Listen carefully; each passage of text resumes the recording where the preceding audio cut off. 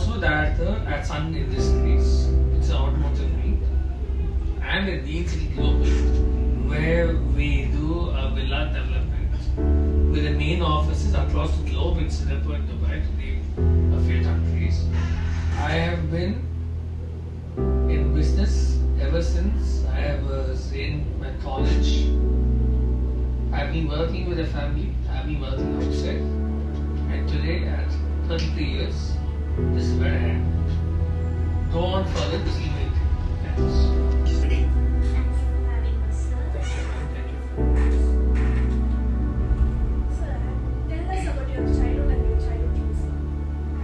So, I'm a fifth generation entrepreneur in a family. The family has always known and will only always know what business is. My late grandfather went to Malaysia to work under somebody. He grew up the ranks. He started, he bought certain properties. He called my grandfather who was studying in college when he was 16 years old. He said, you have to take care of 5 of your sisters, and this is the money we need. The grandfather took all the property land in Malaysia.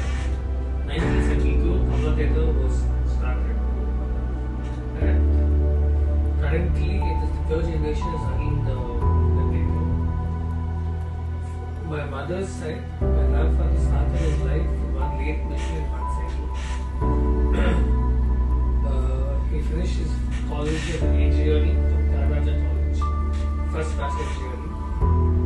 He's 84 years today. He continues to run the factory where he supplied your Honda and Mango, your Tatas, all of them. So we've only been taught business at home and nothing else. So childhood dreams was in line with the same. What inspired you to start your business? So, for me, starting a business was how it is always. They said, we have all this at home. You prove yourself before you enter the family. So, I was a car salesman before. I started a study abroad consultancy. I sent students abroad to do their college. When I was doing my MBA abroad, I went to Sundar's MBA. While I was doing that, I was managing his office as well. Sitting over there. I did so much marketing that WhatsApp blocked me for that marketing. That's how it's a because back then there's no WhatsApp or business. So I came back. I co-founded an organization called Totem Support. Totem was a great work for everything. So we were consultants for all kinds of the businesses. We were helping to strategize the marketing of all kinds of businesses. So also we trained in Bombay in social media marketing. Using all the expertise, I am now heading the factory with my wife, where my father oversees operations. Tell us to entrepreneurship. So when I was doing road safety practice, RSP duty school in 9th standard, I was on the road, I was made to man traffic there, and there was a gentleman who was standing beside me. We started talking, and in half an hour we were exchanging each other's phone numbers. And my teacher comes to me and says, that man you're talking to, I saw you and once in all he runs a garment store in West London. He offered me to pay me pocket money if I go and man the store the evening after school. So I will start doing it. But you're only 9, Warren Buffett started his 13 years and he thought he was late. I'm already 9, I don't have enough time. So at each point I outproved myself. For example, with a car salesman, I was with Nissan. There was a car called 370Z, which is basically a sports car. Tamil Nadu, the first car that has ever been sold was sold by me. So while I was there, I was proving myself. The mundane, daily things I didn't do. What nobody could do, I proved myself. That has been my thing. So entrepreneurial journey has always been of that. And when I was in school, college, study abroad was still there. If I brought a student, a candidate, and then conversion happened, my mom says she'll pay me 10,000 rupees. Back then, iPhones were 50,000. So my goal for them was I want an iPhone. So I earned my iPhone when I was 19 years old. At each point, have I started a business of my own each time? No. But I was proving myself beyond what anybody could do in each of the things that I was good to do. Tell us about your So iPhone graphic is my passion.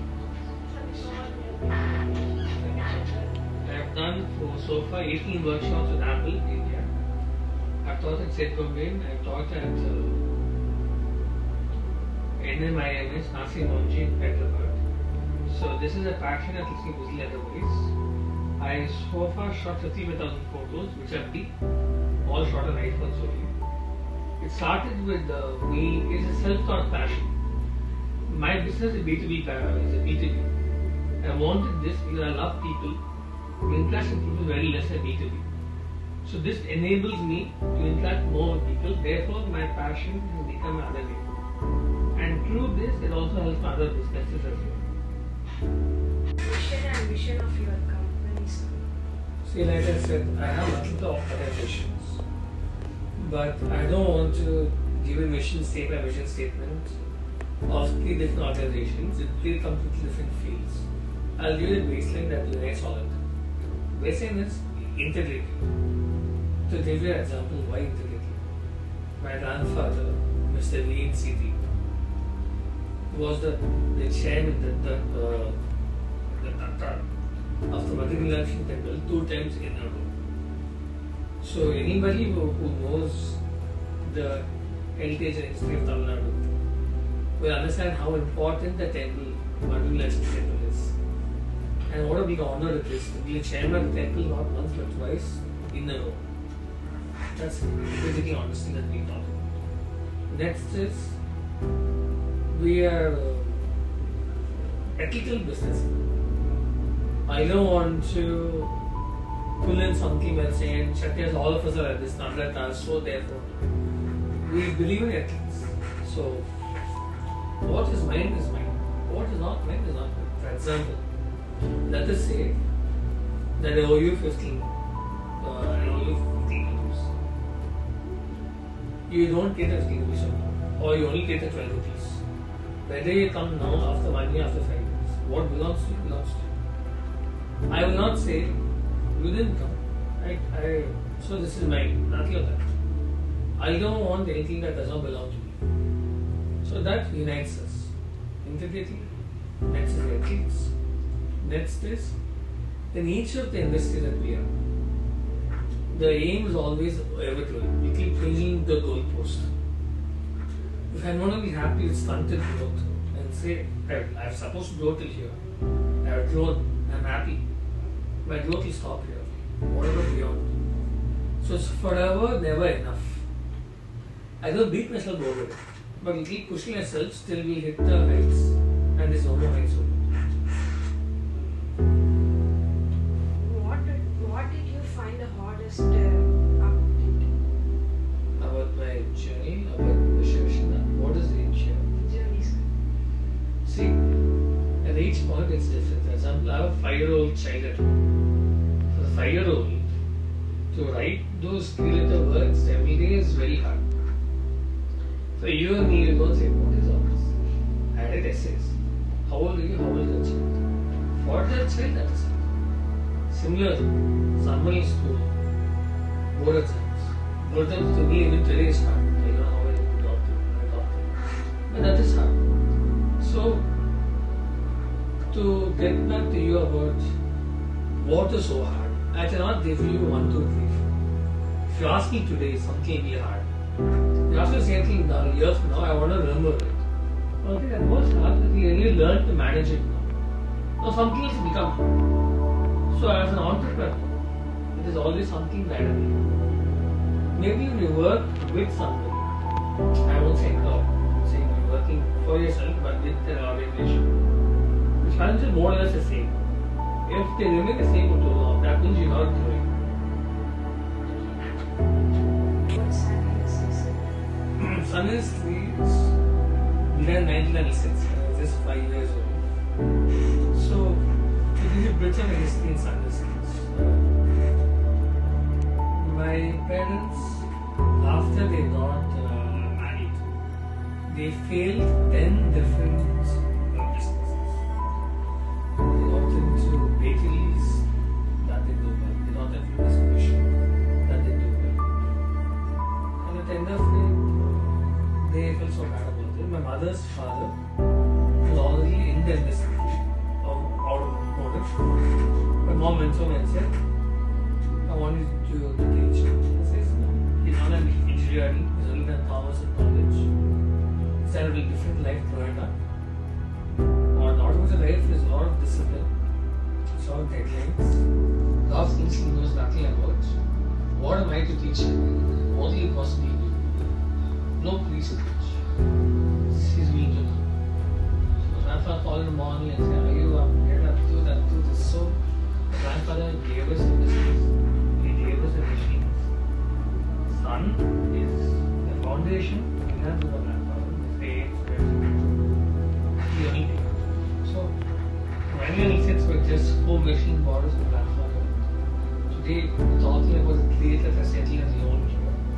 It's 1 acre only that we constructed, 2 acres in the future for expansion, with clients globally across the world, and with 200% employees.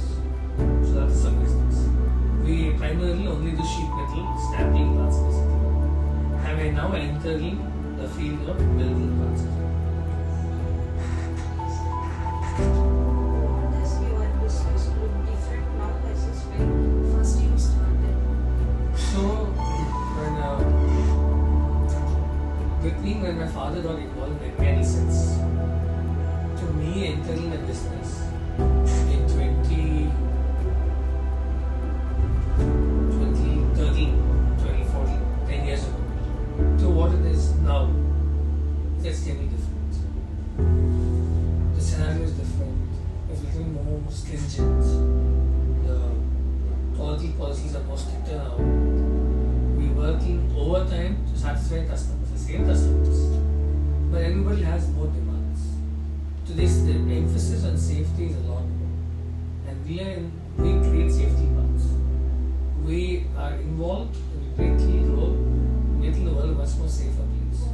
From braids and shortage service to this kind of free parts that we do, for bikes, cars, trucks, everything. So we are responsible in ensuring that a family going in a car, a couple going on a bike, or somebody transporting their goods in a truck are all safe and they reach home safe.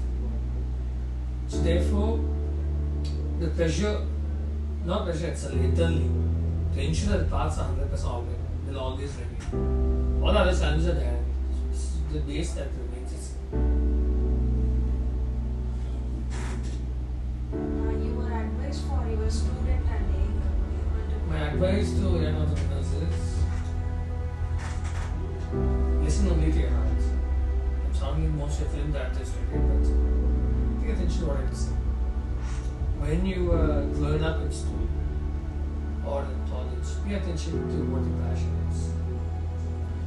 That calling will never come back, and if you ignore it, it will remain a regret in your life.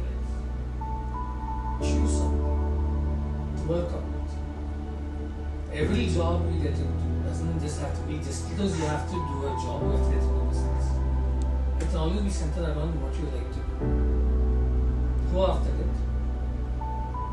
Heart of heart, ask yourself what is it that you want to do.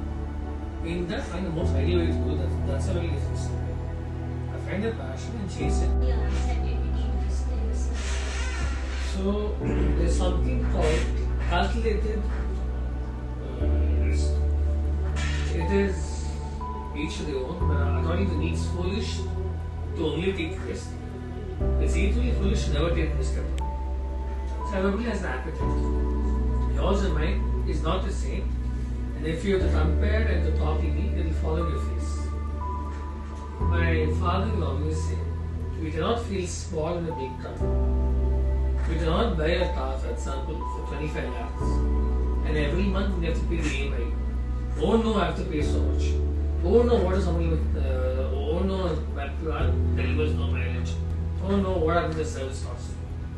What you choose, what you should write. So to answer your question, I am used to this question. That way, if you see the case study of 9 out of 10 first generation entrepreneurs, that's their first venture in life. They depend on that to make that happen. So they do everything they have to make it happen. Then there are people who will say, I have 100 rupees in my pocket. I will put in 60 rupees. 40 rupees I will hold it back. What if something happens? Then there are people who say, what's 100 rupees? I have 50 bucks, I keep it somewhere inside. I will invest 30 rupees, 50 rupees for future. This 30 gets lost. My loss only at 30. I have 20 to try something else and 50 completely untouched. Now I gave you 3 different cases. Nothing is right, nothing is wrong. What works for them? Only they will know what they are going through. How did you handle your failures and setbacks? So failures are a daily. So initially it will shock you, will threaten you, will leave you sleepless nights. But then you work your way around it, provided you learn lessons. Whether be a relationship, be it a business, be it a job. If you then say, this has happened, I can sit and cry about it. Or I can put some thought and time into it. I can see what went wrong, what should have done wrong, what is in my control, what is not in my control. What is in my control, I will do everything. And then I will not say pray and hope, but see what can be done to reduce the risk of what cannot be controlled. And then again give it a best shot. Always people associate bad experiences and call it different names. Karma, bad timing. I don't believe in it. For example, if you go somewhere and you not have pleasant experience, be it a restaurant, be it a business, be it whatever, go back and recreate that experience. It shouldn't leave a mark in your mind to say, if this cost that, I should never do this again. You restrain yourself for no fault. It could be anything. Why are you linking something to something that actually doesn't matter to each other? How should you keep up your audience and friends in theatres? So, every business today is a very dynamic business. For example, in the theatre business, if you go online and you see, Kamala Theatre in between was very famous for re-release of its films. Yes, sir. Now, if you actually ask me, this film didn't do better when it came. Why is it doing so well now? Back then, Instagram was not so famous. Today, if you look at why these movies did so well now, your main factor is Instagram Reels. I also came with Curiosity Months, and then we realized we're creating the concert-like experience. 20 years back, I saw the film, I went back. Today, I saw the film, I had a good time, I enjoyed myself, so I watched the film. So, what served my purpose then will not serve my purpose now. At the same time, just because releases are working for me now, maybe 5 years down the line, will it work? I don't know. Only time will tell. So I have to be used to the dynamics. I cannot be stuck in one place. That's why problem arises. I need to shift with the mindset of others. What role has theatre played in your life, personally and professionally, sir? So, personally, we run multiple businesses within the family. I am not full-time in theatre. I handle the automotive division. Real estate, we have somebody in the family running it. Similarly, in the theatre as well. So, personally, what it's played is, it has opened up doors everywhere. Anywhere I go, Tamil Nadu, or not Tamil Nadu, anybody who knows the Tamil speaker, Kodama, will know Kamala Theatre. And I'm somebody who lives on PR. I love my PR. So, it opens the doors wherever I want them to. If I don't want them to, it still opens. And I have access to anybody I want. As an artist, if I want to talk to somebody. Today I know to lift a phone and say, I am so and so, hi. So that way it's working very well. Professionally, how it works is, it has taught me a lot. Although my automotive industry and the cinema industry is not the same, there are always lessons to be learned in any industry. So at the cost of somebody else in industry making a mistake, being inside an industry, I have first-hand information what they're doing wrong, what they're doing right. And I have an opportunity to apply that wherever I should in a business. Either to not apply or to apply. Good and bad. So this is how it helps me